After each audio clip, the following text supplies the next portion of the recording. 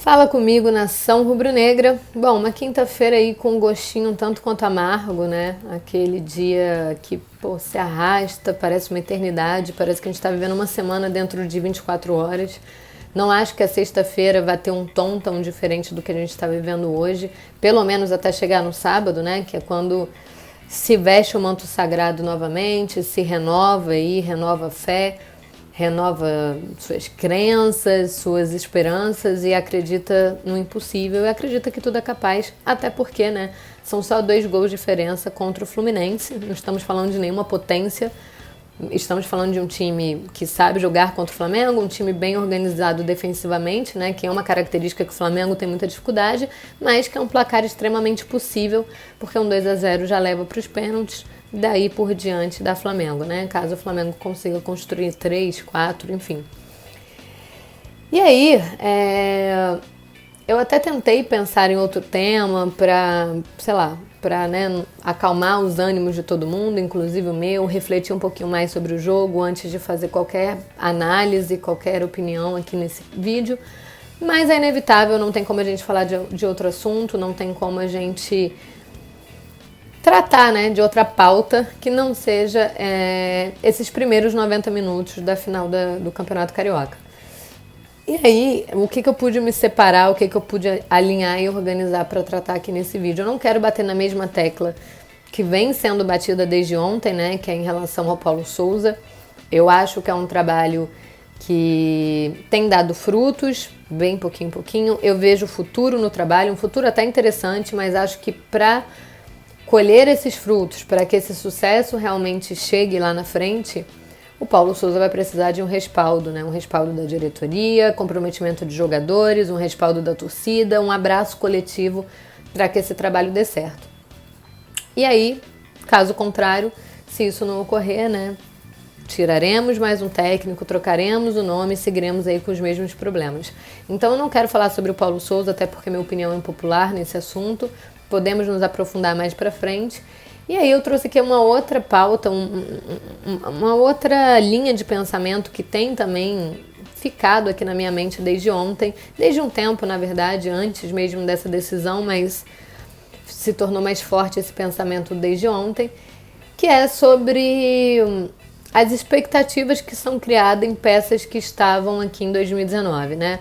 Muito se fala assim, porque a gente já viu que esse elenco é capaz de render, e aí só precisa de uma organização tática, porque esse elenco a gente já viu, etc, etc, etc.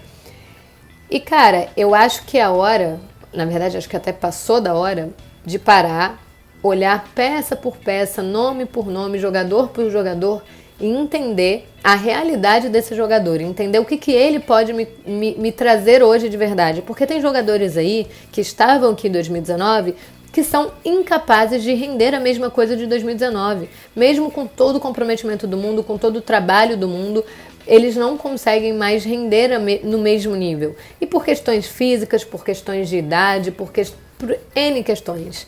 Sabe? Alguns porque sim se acomodaram, entraram no modo automático, e outros por questões físicas mesmo. Então, assim, eles não conseguem, a gente não pode continuar traçando um paralelo, fazendo um comparativo e trazendo as nossas expectativas para um time de 2019 que não existe mais e que não vai existir, mesmo que a gente tenha os mesmos jogadores no elenco, sabe? Então, assim, o Bruno Henrique é um grandíssimo exemplo. O Bruno Henrique, ele não vem bem.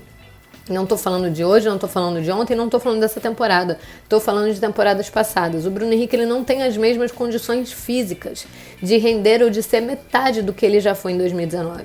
Ele não tem. A gente precisa olhar para o Bruno Henrique, a gente precisa de um comprometimento maior do Bruno Henrique e olhar para ele entendendo quais são as condições deles atuais, sabe? Assim, o que ele pode render, qual que é a melhor versão do Bruno Henrique hoje, mas tendo a certeza que ela vai ser inferior à de 2019. Isso serve para o Everton Ribeiro, que pode até desenvolver um bom futebol hoje, pode até recuperar a sua boa fase, mas ele não vai conseguir alcançar o mesmo auge de 2019. Ele não tem mais condições físicas, ele não tem mais idade para fazer isso.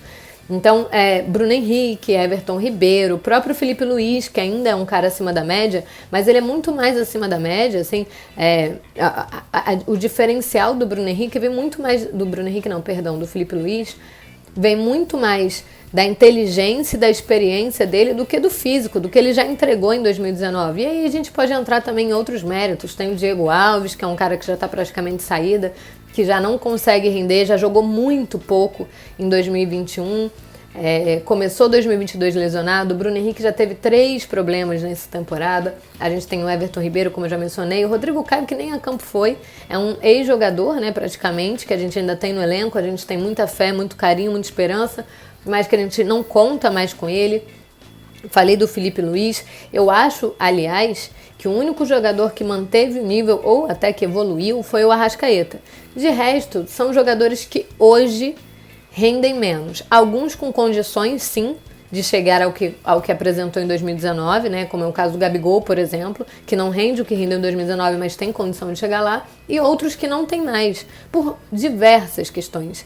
Então, assim, as nossas expectativas, elas são feitas, as nossas análises, nossos parâmetros, nossos comparativos, sempre com base no que esse time rendeu em 2019, mas que são peças que hoje não conseguem render a mesma coisa. Além disso, além das questões físicas, né, como eu bem disse, não há comprometimento que traga esse auge de volta e que a gente precisa realinhar e reorganizar as expectativas nesses caras, entender assim, qual que é o melhor nível do Bruno Henrique hoje, mas fazer uma base, uma análise com o melhor nível dele hoje e não esperando que ele seja o Bruno Henrique que ele foi em 2019, porque ele não vai ser. Sabe? Ele não vai ser. E isso serve para os outros jogadores que eu mencionei e talvez eu até esteja esquecendo de outros aqui também. Além disso, a gente também precisa olhar para o comodismo desse elenco, né? Assim, é um elenco que entrou no modo automático. Eu particularmente, agora eu vou falar por mim, falo muito sobre, gente, precisa deixar 2019 para trás, né? Para não atrapalhar o fantasma do Jorge Jesus. Mas esse elenco precisa também deixar 2019 para trás, porque esse elenco, boa parte desse elenco, a maioria deste elenco, age e se porta e se prepara como se estivesse em 2019, sabe? Como se as coisas fossem acontecer naturalmente, como se a vitória fosse aparecer a qualquer momento, como se não precisasse se dedicar além do que já está acontecendo, no comodismo mesmo, sabe? Como se assim, cara, dá pra ligar o modo automático que a gente vai ser campeão. Vamos enfrentar o Fluminense, no papel nós somos melhores, vamos entrar indo pro jogo como extremo favorito. Então vamos jogar no modo automático, esperando que aconteça. A qualquer momento a gente acha um gol. A qualquer momento isso acontece, sabe? 2020 ganhamos aí um brasileiro no modo automático. Dá pra ganhar de novo, gente. Olha a nossa qualidade. Enfim, eu acho que esse elenco entrou no modo automático que precisa ser cortado, alguém precisa sacudir, alguém precisa agir lá dentro, cobrar de verdade e mostrar que não, que 2019 ficou para trás, principalmente para eles, né? São jogadores que precisam se dedicar, são jogadores que precisam acordar, não há justificativa nenhuma. A gente pode aqui falar que o Renato Gaúcho foi horroroso, que o Rogério Ceni também, que o Domenech foi pior do que todos, a gente pode se bater aqui nessas ideias o tempo todo, mas a culpa não é única e exclusivamente de técnico. Nós estamos no 4º técnico depois da era Jorge Jesus. Com o próprio Jorge Jesus, esse time já não estava rendendo a mesma coisa e a gente precisa olhar para o todo. A gente precisa entender que vai muito além de técnico e que tem muito a ver com esse elenco. Tem muito a ver com a forma com que esse elenco encara grandes decisões hoje em dia, clássicos, principalmente aqui no Rio de Janeiro, né, que há muito debate sobre a inferioridade, sobre como o Flamengo sobra no Rio de Janeiro, e os jogadores acreditam nisso e agem dessa forma, sabe? Sempre em clássicos cariocas, o Flamengo encontra algum tipo de dificuldade ou tem alguma derrota inexplicável, e isso não se resume a Paulo Souza, não. O Flamengo não vence o Fluminense há 4 jogos consecutivos. O Flamengo teve um 3-1 para o Vasco da Gama recentemente. Então, assim, o elenco precisa acordar. O elenco precisa entender que 2019 acabou, o elenco precisa se comprometer, o elenco precisa comprar ideias de treinadores, o elenco precisa entender que nem sempre as coisas vão funcionar da forma com que eles querem, né? Porque é sempre assim, quando um técnico sai, que o elenco não estava satisfeito, que o elenco isso, que o elenco aquilo. Quem manda no Flamengo não é o elenco, né?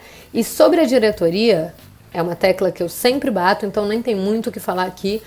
Diretoria precisa, deve e tem que ser cobrada para hoje e para ontem. Afinal de contas, qualquer peça que a gente discuta aqui, do Paulo Souza, da comissão técnica do Paulo Souza, ao goleiro, ao lateral, meio de campo, atacante, enfim, foram escolhas que passaram pela diretoria. Quem tem responsabilidade sobre todas as pessoas que estão nesse clube hoje e que a gente assiste e que a gente critica ou que a gente apoia, passaram por uma aprovação, por uma análise, por uma avaliação da diretoria, que precisa ser cobrada de imediato. Então, assim, o torcedor precisa olhar para um todo, precisa encontrar um equilíbrio também, dar respaldo a quem mereça, a quem deva. Não estou querendo aqui definir como cada um deve torcer ou encarar o Flamengo, mas essa é a minha opinião, né? E cobrar quem deve ser cobrado, né? E dar o tom mais grosso a quem merece esse tom mais grosso, a quem está aqui há muito tempo e a gente está vendo que esse trabalho não está funcionando há muito tempo. Isso vai além do Paulo Souza, tá? Eu quero deixar isso... É sempre importante bater nessa tecla muito porque, como eu disse que eu ainda apoio, eu apoio o Paulo Souza e não tenho pretensão de deixar de apoiar por agora, a não ser que ele faça jus a isso.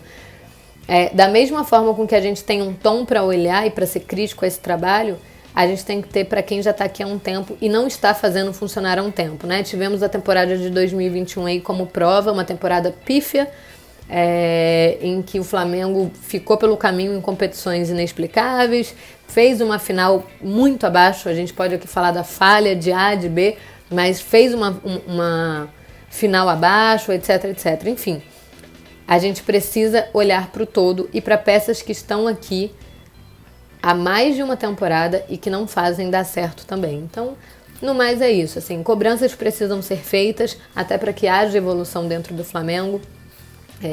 Um trabalho para ser apoiado, mesmo que você apoie alguém, não quer dizer que você não possa criticar. As críticas fazem parte, a maioria, né? E as que são bem-vindas são sempre construtivas.